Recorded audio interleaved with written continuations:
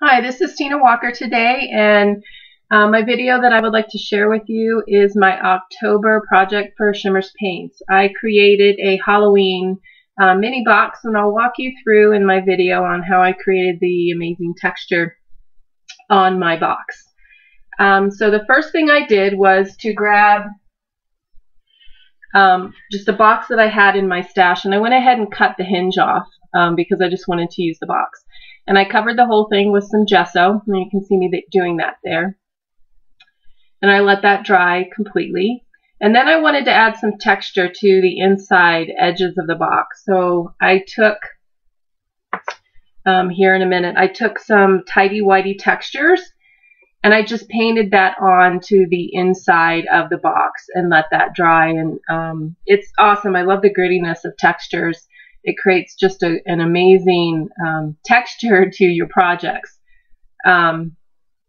Before we get to that, I wanted to use a piece. This is an ATC card. It's actually cork.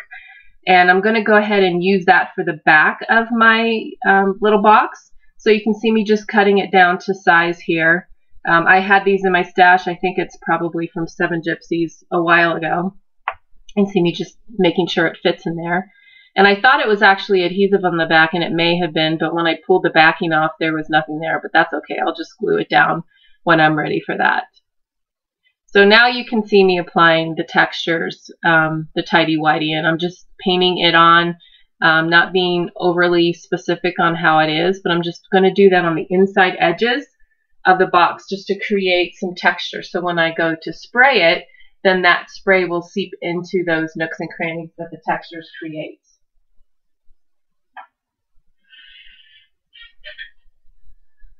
The textures in the Dazzelerz are awesome because you can use them with stencils, you can use them as paint like this if you want kind of a bumpy surface to your project, but it's a great project or great product. So I went ahead and heat set that and let that dry completely. So now you can see me just starting to build some color to the inside of it. The first one that I used, I believe that's Chick-a-dee Spritz. I think I might have also used the yellow Coloringz, which is no yoking as well. So now I just set that aside so it can dry. So now I'm going to build some texture to that cork piece. So I used some Dazzelerz for that, and you can see me applying it right to the background with this star stencil I have. I thought that'd be kind of a nice background for the Halloween theme for my mini box. And I'm going to set that aside and let that dry. Now I'm going to add some color to the cork, and I'm using the same colors, the Chick-a-dee, the no yoking, and then I think I also am using some oranges to the background, and I believe I used Sunset Strip and Mandarin Mai Tai for the background. And you can see me just putting the colors on, letting them blend together, and dabbing off when I'm done. I wanted it to be a little more vintage looking and dark, so I went ahead and applied that is Vibez Before Dawn, which is actually one of my favorite colors, and that really added some of that vintage look. So you saw me also adding more colors to the inside of the background just to bring that yellow more to an orange. So I had made some molds out of a broken Charlotte doll, and I'm just applying some heavy super heavy gesso to that just to build some texture, and I put it aside. I'm also going to add some foil pieces to the inside of my box, and you can see me just applying some alcohol ink to those foil pieces, and I'm just letting it blend again, kind of in the same color theme with the oranges and the blacks and the browns, since this is a Halloween box. And I'm just blending the alcohol ink on there. If you've never used alcohol ink, it's probably besides Shimmerz products, one of my favorite products that are out there, because I love recoloring metal pieces for my projects, especially my 3-dimensional ones, and alcohol ink is perfect for that. So I'm always recoloring metal instead of just the bare metal that it usually comes in. You can see that beautiful orange color that's created with the alcohol ink.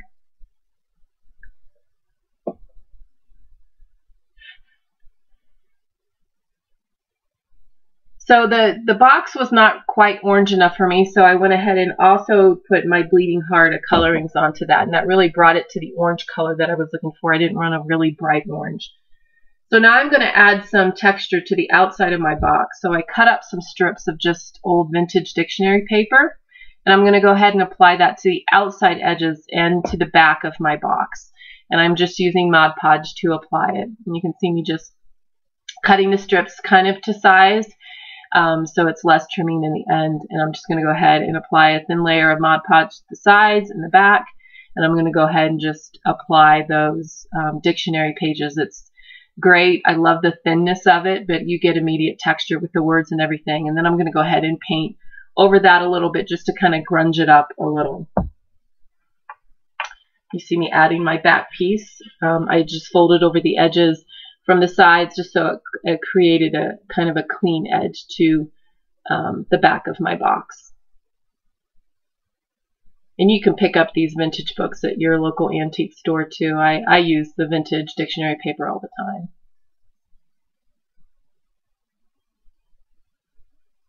And you can see I'm not real specific with measuring. I just lay it on and cut it and kind of let it go.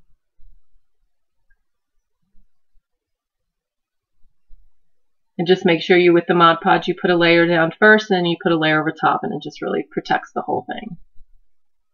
And you see that's great texture right off the bat without even painting it. You have great texture with the dictionary paper. So now I wanted to start painting my Broken Charlotte resin doll. So I am actually using some of the new Inklingz, the Tarnished Treasure, and I'm just applying that on there, and then Gosh Garnet just to add a little bit more orange. And I'm just building the colors onto the Broken Charlotte doll. And again, not being really specific on how I'm painting it, not really caring if I cover the whole piece or not, just so it kind of creeps into all the cracks on the Broken Charlotte doll. And I actually do add several other layers of color onto the doll. And so I'm just going to set it aside and let it dry. So now once that's dry, I'm adding more color. So now I'm using some Shimmerz paints, and I believe I use Marigold on the doll. So I like, again, there's like a grit inside the Shimmerz paints. So I'm just mixing it up, and then I'm going to go ahead and paint the doll with that, and it creates more texture on top of that heavy gesso.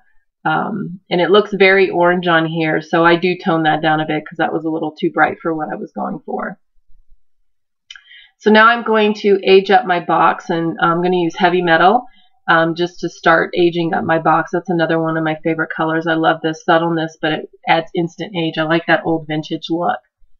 So now you can see me just, again, with more of that Tarnished Treasure Inklingz going on top of that orange, and it really tones it down and really starts aging it even more. So now I'm going to go ahead and glue the cork to the background.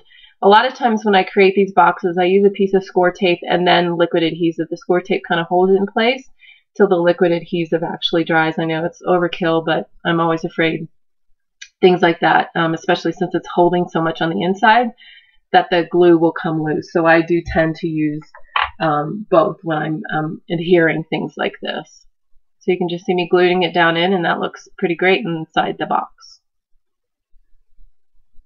So now I wanted to grunge up the side some more, so I'm using the Tarnished Treasure again. I'm just applying it on with the paintbrush on top of the heavy metal. And that created just this awesome shimmerness, but still that vintage look that I was going for on the outside of the paper, but yet you can still see the dictionary paper through it. It turned out beautiful, I think.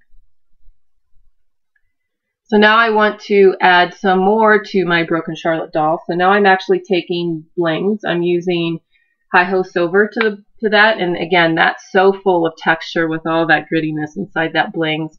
And I'm just going to go ahead and paint that on the doll, and it turned out amazing. I love all the depth of color from all the different shades of oranges and blacks that I had on my doll. So you can see me just applying it.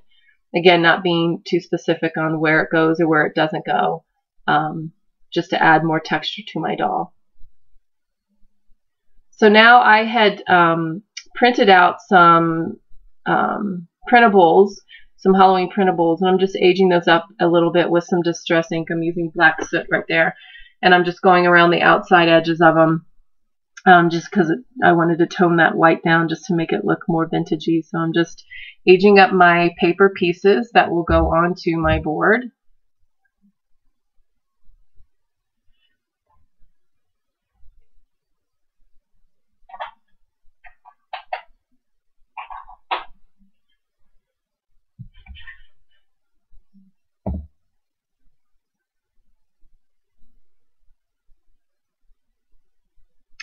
So now I'm going to use more alcohol ink. On the side of my box, I created a handle. This is, I think, 7 Gypsies again.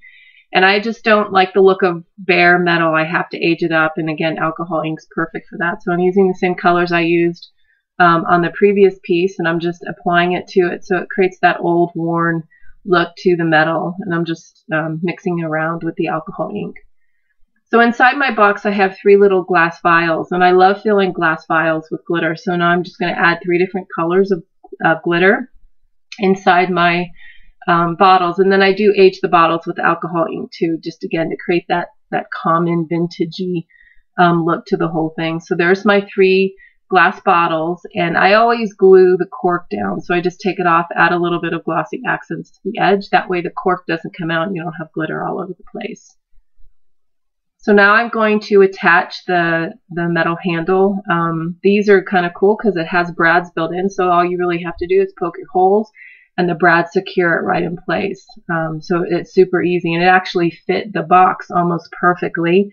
That wasn't really planned. It was kind of like an afterthought to add that to the box, but it fit pretty well. And I don't mind that the brad shows through on the other side. It's just more added dimension and texture to the inside of the box. You could always cover that up if you chose to, but I really didn't mind the brad showing through. So you can see it's super easy to attach to the box. It would look really cute too if the box was actually horizontal and I had done my little scene horizontal and it would have been like a pool knob. After I did this, I thought that would be cute as well.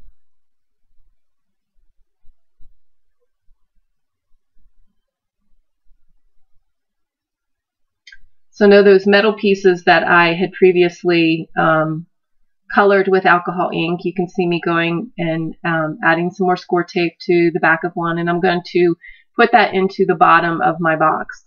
Again, it was just more interest. Instead of just a plain box there, it just added something special, a little bit of shine with the metal piece. So now I'm going to go ahead and start assembling the inside of the box. This was just a wooden ball that I had from a previous project that I never used. So I pulled it out because I thought it would be kind of cute if my Broken Charlotte doll actually stood up on top of it and the glass vials were sitting down below.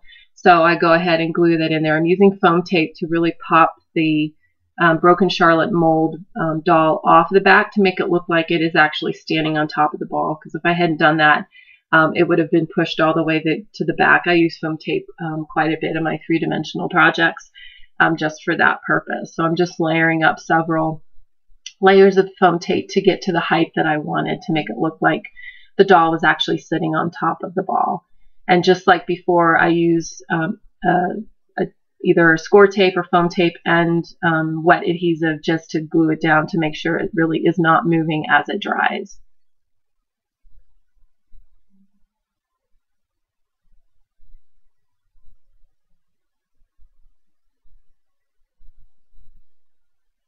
So now I'm going to go ahead and start adding my glass vials. I'm just looking to see what side of the bottle I want out. When I applied the alcohol ink, which you can see on the bottles there, I just wanted kind of a cool, interesting, the cool, interesting side to be sticking out visible. And I'm just layering them and gluing them to there. I put a little bit of glue on the back and then the glue on the bottom, and then just layer them onto my box.